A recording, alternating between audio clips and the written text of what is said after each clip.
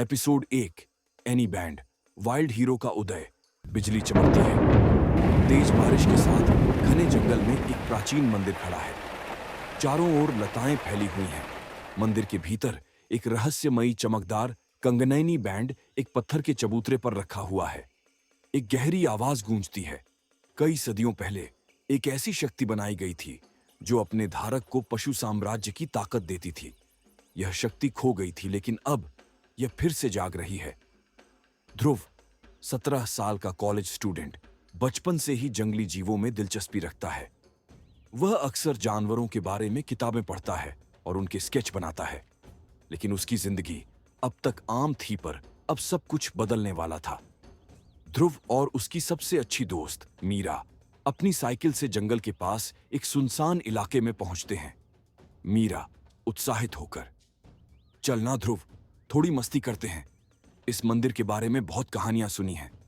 ध्रुव संदेहपूर्ण स्वर में, मीरा, ये सब बकवास है। ये बस एक पुराना मंदिर है, कुछ खास नहीं। अचानक जमीन हल्की सी हिलने लगती है।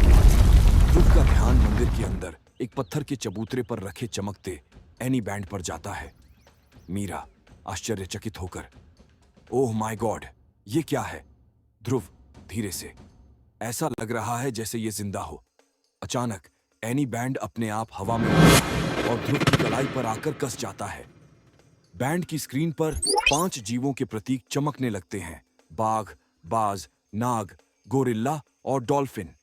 एक जबरदस्त ऊर्जा ध्रुव के शरीर में फैल जाती है और वह बेहोश हो जाता है। ध्रुव अपनी आंखें खोलता है और खुद को अपने कमरे में पाता है। मीरा उसके पास बैठी है, चिंता से भरी हुई।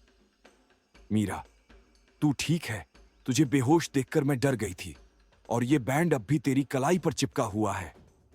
ध्रुव अभी समझने की कोशिश कर ही रहा था कि बाहर से तेज धमाकों की आवाजें आने लगती हैं। दोनों खिड़की से देखते हैं, बाजार में एक विशालकाय रोबोटिक दैत्य तबाही मचा रहा है।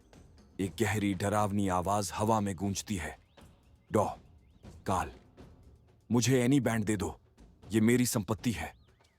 ध्रुव का दिल तेजी से धड़कने लगता है। अचानक एनी बैंड चमकने लगता है और बाघ का प्रतीक सक्रिय हो जाता है।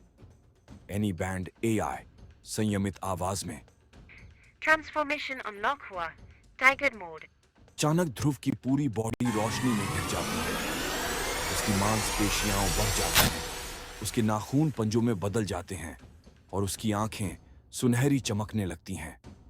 एक जबरदस्त दहाड़ के साथ ध्रुव कूदकर बाजार की ओर भागता है। वह अपने नए बाघ रूप में बिल्ली की फुर्ती से रोबोटिक दैत्य के वारों को चकमा देता है और अपने पंजों से उस पर हमला करता है।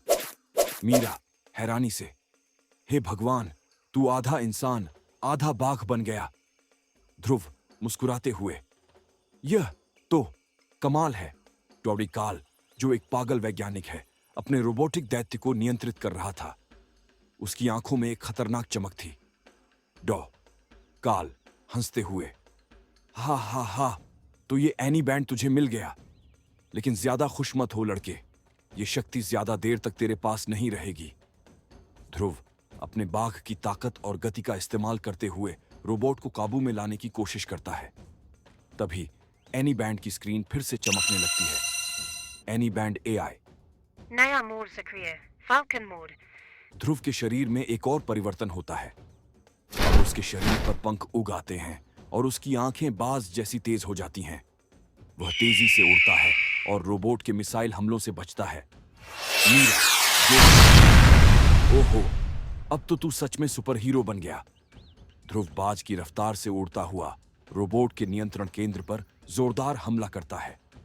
रोबोट जोर जोर से चिंगारियां छोड़ते हुए, डॉ काल गुस्से में, तूने ये जंग अभी जीत ली है ध्रुव, लेकिन मैं जल्द ही लौटूंगा और इस बार मैं तुझे हराकर एनी बैंड छीन लूंगा। डॉ काल एक धुएं के गुब्बार में गायब हो जाता है। धूल और मलबा हटने के बाद ध्रुव अपने एनी बैंड को देखता है और समझ जाता है कि उसकी जिंदगी हमेशा के लिए बदल गई है। मीरा, तो अब तू आधिकारिक रूप से एक सुपर हीरो है? ध्रुव मुस्कुराते हुए, शायद, लेकिन मुझे अभी बहुत कुछ सीखना है। फिलहाल सिर्फ 5 शक्तियां मिली हैं। लेकिन पूरी पशु दुनिया की ताकत अभी बाकी है। एनी बैंड हल्का सा चमकता है और उसकी स्क्रीन पर कई छिपे हुए प्रतीक दिखते हैं जो ध्रुव को भविष्य में अनलॉक करने होंगे।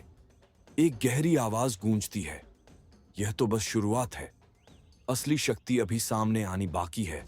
स्क्रीन धीरे धीरे काली हो जाती है और एक रहस्यमयी छाया चित्र दिखता है।